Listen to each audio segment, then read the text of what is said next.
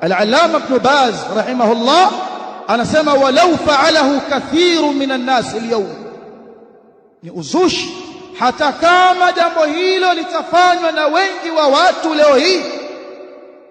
Lianna albid'a alyawma la tuhsa, kwa sababu mambo ya kizushi leo hii hayahesabiki. Walmaasi la tuhsa alyawm, na maasiya pia leo hii hayahesabiki.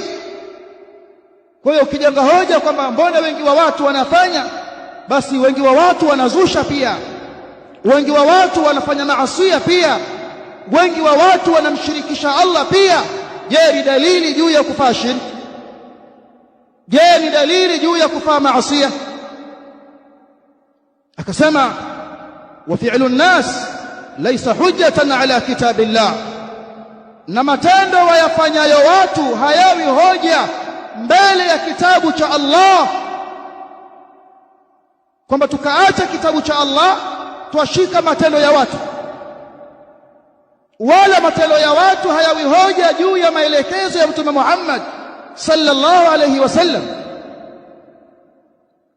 Haya maneno ya ulama juu ya uzushi huu ulioingia ambao unarindima katika miezi kama hii ya Rabiul Awwal.